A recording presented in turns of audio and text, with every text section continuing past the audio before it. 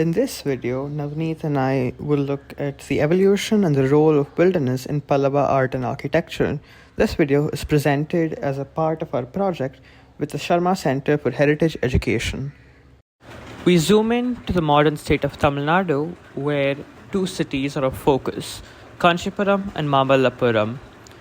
The Pallava period stretches between the late 4th century CE and the early 9th century CE, with notable constructions such as the Kailasanatha temple in Kanchipuram and the Arjuna's Ratha in Mamallapuram. For our video, we'll be looking at the ancient city of Mamallapuram, which has been credited to be built by the King Narasimhavarman I and later additions made by Mahindravarman II and Rajasimha I. Mamallapuram complex itself consists of various architectural feats including mandapas or rock-cut caves, rathas or monolithic temples built out of a single rock, and bas-relief carvings of various scenes from the Puranas.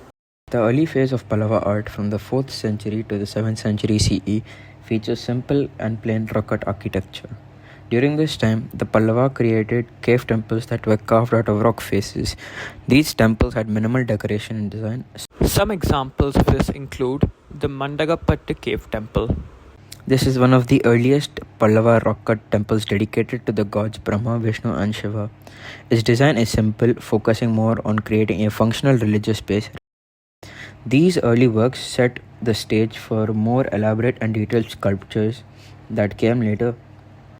Several key artistic techniques and creations are visible in the descent of the Ganges, reflecting the advanced skill and creativity of the Pallava art and the artists during this period.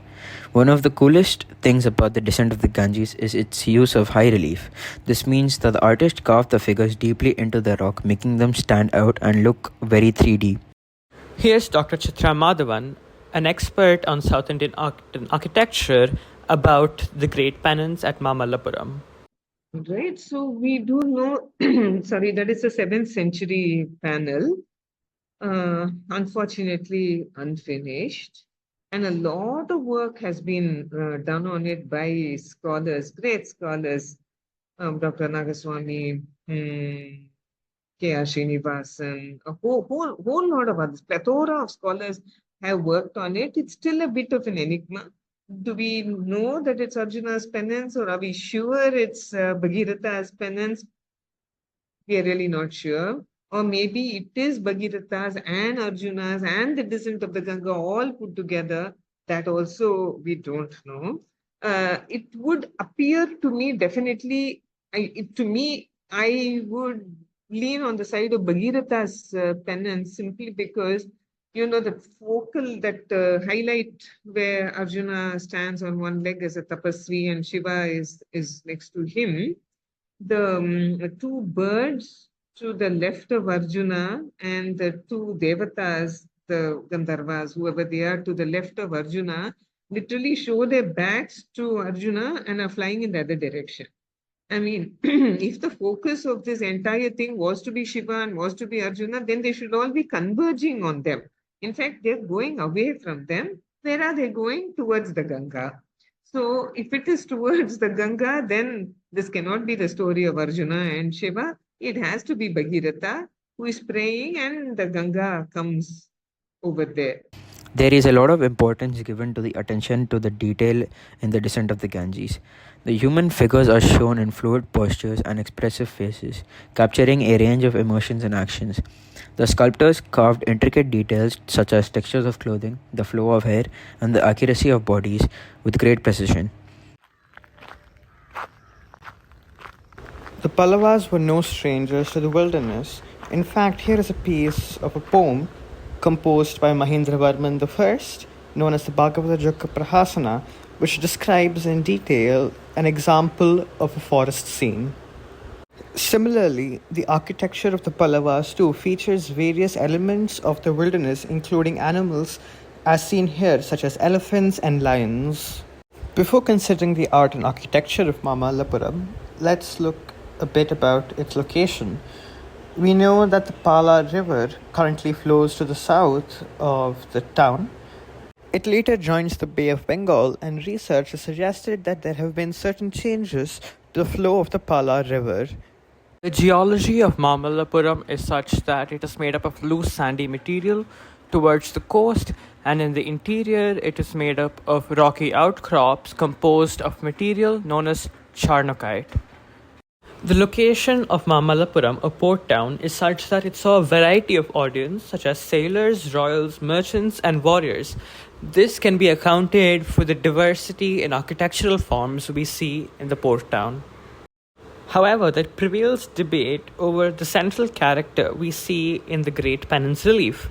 Some scholars argue that it is Arjuna who is performing the penance, while others contend that it is Bhagirath demonstrating a scene from the Mahabharata. It is clear to the audience that the central cleft in the relief is said to represent the flowing water body Ganga. This is also evidenced by the Nagas, or half-human, half-snakes, shown flowing down the water body.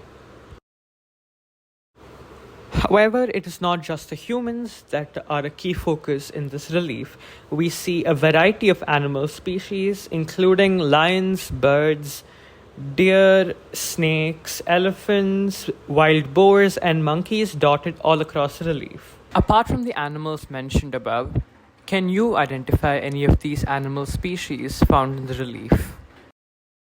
It is very conceivable that the artists or the master artist took inspiration from the surroundings to represent these animals.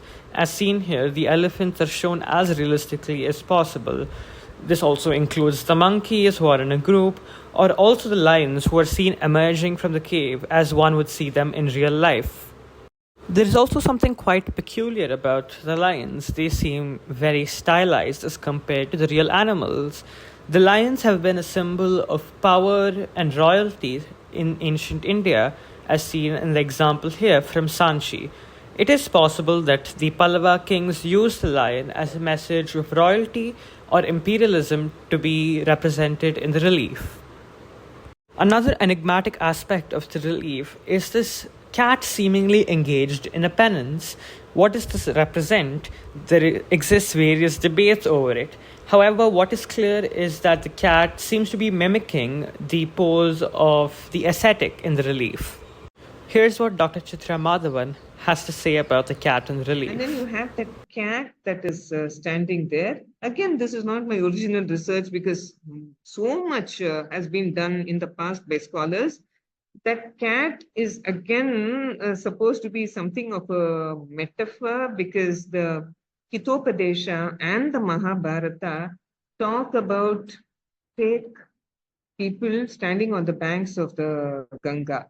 And this is what this cat is actually pretending to be. He's doing an Arjuna, standing on one leg and, putting his hands above his head, and being a fake cat, attracting all kinds of rats or mice, who, whatever they are, to him, and going to swipe down and kill them at some point of time. So in the Hitopadesha and in the Mahabharata, they are actually referring to people who are fake on the banks of the Ganga.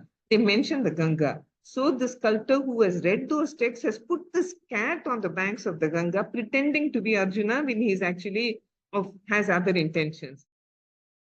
Additionally, the arrangement of characters in the relief is such that it represents the top layer as an atmospheric stratum, or the clouds, where the various deities are seen floating, and the animals, however, are grounded to the terrain. The relief also is reinforced as that of a forest scene by the presence of what looks like forest dwellers, or people who live in the wilderness, with their hairs tied up in a bun. They're seen carrying various objects, engaged in daily activity. For more information on the forms and evolution of Pallava art, take a look at the poster made by Navneet and I. In addition, the longer version of the interview with Dr. Chitra Madhavan has been posted on the same YouTube channel.